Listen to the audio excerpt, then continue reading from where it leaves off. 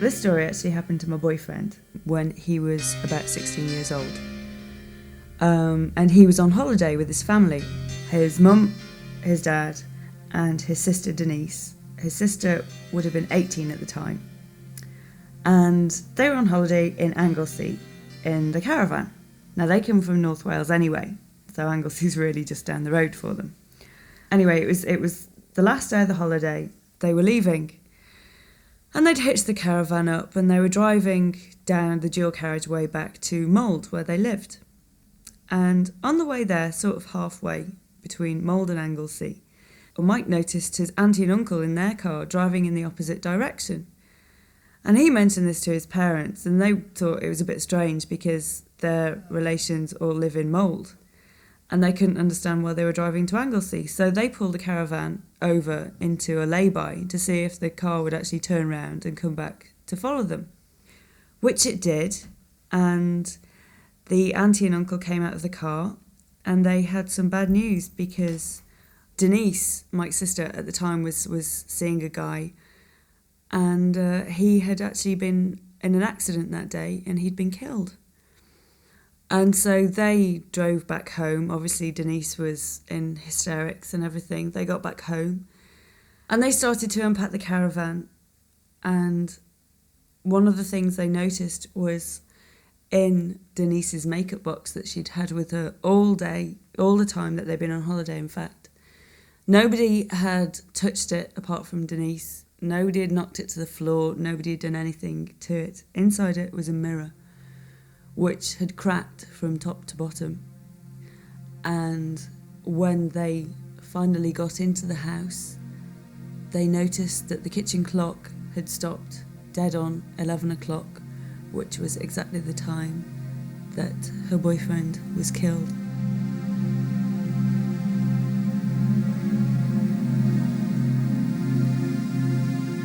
About 4.5 years ago, I had took these two lodges, and they did arts and leisure course at Salford University, and they got this summer job as grave diggers.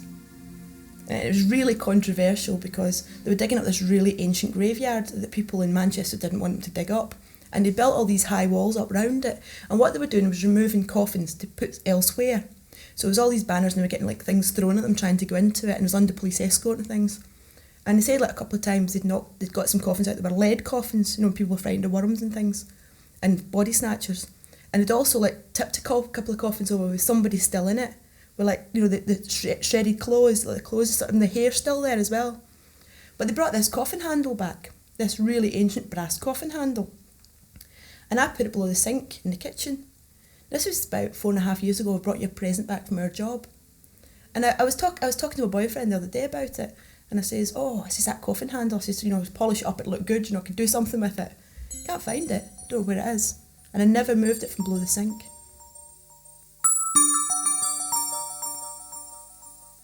I used to know a lad who we used to go to school with. He was a year above us and we used to catch the bus with him and things, but he used to live at the end of our road. I've got a bedroom at the front of the road, so whenever I go in the bedroom I always close the curtains. And one night I was getting ready to go out and I closed the curtains, put the lights on, put my music on, but I just had this feeling to look out the window, and I'm nosy anyway, and if I ever hear anything I always just twitch through the curtains and have a look. And this time I stood up and just from the corner of the curtain I just had a look out. And as I looked out, I saw this lad, Paul, walking down the street. But as I looked, he was staring right at me, as if he was looking at me before I even looked out of the curtains. I just thought it was a bit strange and a bit spooked, so I just quickly closed the curtains. And then the next day I found out that he committed suicide around that time.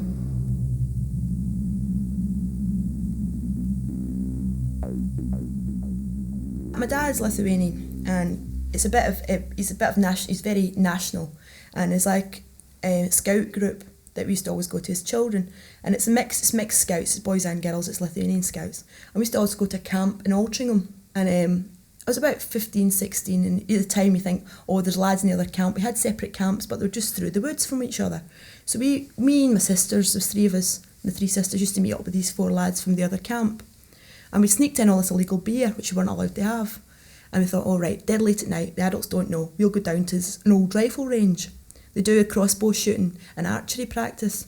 So we went down through the woods to meet these lads, and we're sitting a couple of hours, having a drink, having a laugh.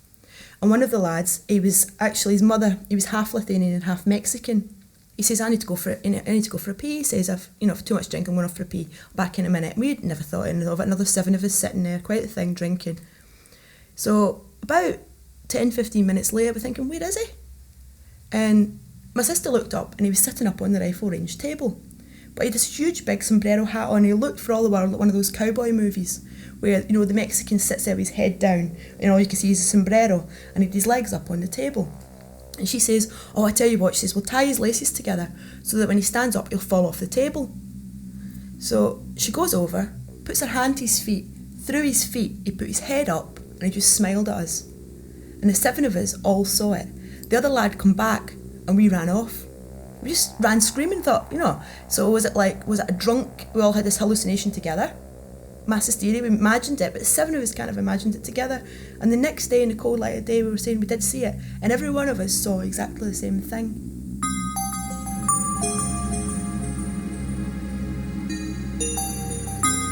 I had an exam the following day, so I decided I'm going to do some meditation, see if I can get my head around the stuff what I need to know. So I sat down with my legs crossed and my hands on my knees. I had some nice peaceful music in the background, and I just relaxed and thought all the thoughts that you're supposed to think and whatever. And something clicked, right? It was just whoa, what's happening? And I felt myself rising, and I actually felt myself move out of my body. Right now, this was getting really freaky for me because I hadn't intended for this. I thought it was just going to be nice and peaceful, relaxing. I looked at myself and I was sat there, with my legs crossed and my hands on my knees. And so I thought, whoa, might as well make the most of it whilst I can. So I went into other rooms, and I actually went into a room where my parents were watching TV. I actually watched a bit of, I think, the Coronation Street on at the time. Then it came into my mind the fact that, can I get out of this? So a bit of panic started, and I went back, and it was just fine. I just went straight back into my body and woke up, and it was about, 3 hours later. I floated out of my body, but once I was out of my body, I was still stood on the ground, and I was actually I walked into the room. Didn't need to open doors. I just walked through the doors. If I have another major examination due, I probably will have another go at it, because after I did do it, I had a very nice peace of mind, and I was very relaxed, and I actually did pass the examination quite well the next day. So if I ever get to a situation like that, I will do it again, because it was cool.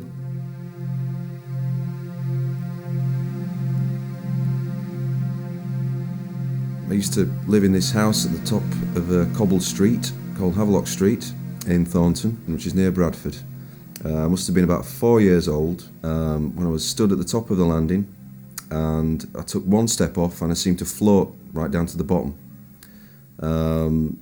It was a very sort of strange experience, very ghostly experience, and it wasn't until a few years afterwards that me and my brother were discussing ghost stories and things that he said that he had actually experienced a similar thing, and this astounded both of us. And after talking to our mother, then she said that she actually saw a ghost in the house in the guise of a cavalier. So it may have even been the cavalier giving us a friendly helping hand down the stairs. And strange thing is that when we moved away from that house, it never happened again. So it must have been connected with that house in some way. But I'm not clear why.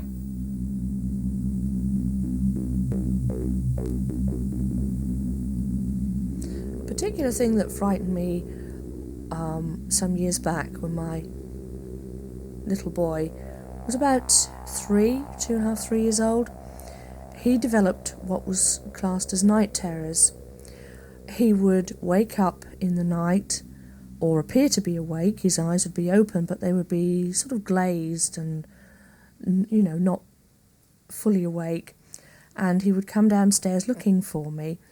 He would walk straight by me, he would be crying, he would be very fretful, calling out for me, but whenever I tried to approach him, he would scream, he would cry, and he would insist that I was not his mummy. He desperately wanted his daddy, and if his dad was out in the evening, I would have to phone wherever he was to get him to come home. And in fact, it got so bad that I would have to make sure I had got a phone number at any time so that I could call his daddy home. One problem being his daddy did work away from home from time to time, and that made it most worrying because the only person then I could get to help him and to calm him down was his brother, who was 3 years older. And I would bring him down and he would cuddle him and talk to him and he would eventually calm down. Now, this all happened in a very modern house. We hadn't been there very long. It had only been built 2 years. We moved in when it was brand new. Then, when we moved to our next house, he was old enough to tell me when the last time it happened that he could see 2 mummies. And he didn't know which was the real mummy. He was very frightened. We were standing on the landing at the time and he wanted to go to the bathroom and I was standing by the bathroom door.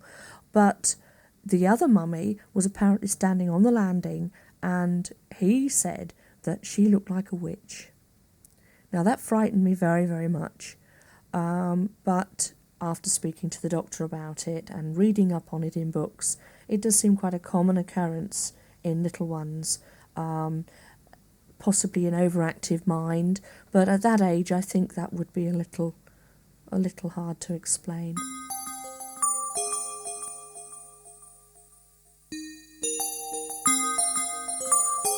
When I was 4 years old, I lived in a cottage in Norfolk, and it was a bit spooky at times.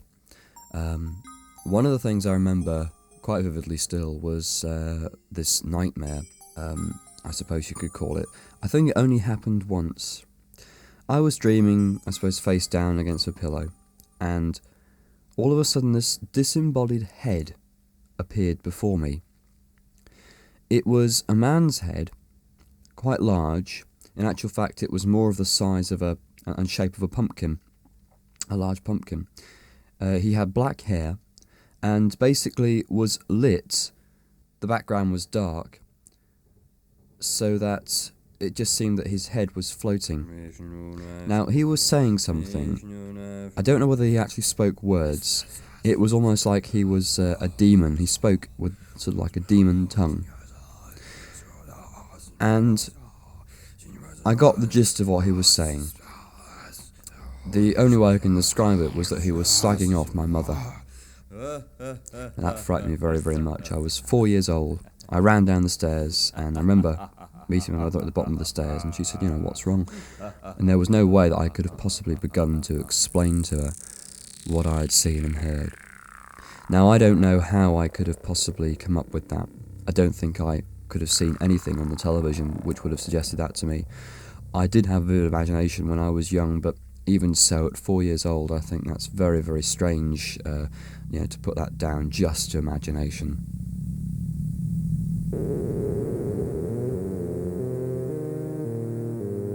When I was around about 6 years old, I was lying in bed asleep at night, and I used to sleep with the door open in the bedroom. And in the hallway, through the door, I could see this shadow, and I'm pretty sure it was the shadow of a person. And I did what most kids did at the age of 6, and that's go running into my parents' bedroom. They said, "Well, it must be your dad getting up for work." But I thought, just a minute, he's sat at the side of it, he's laid down at the side of me, so it can't be my dad. And he put the light on, and everything went, and I never saw it again. So whether it was being a child that made me see that shadow, I don't know, but it was pretty scary at the time.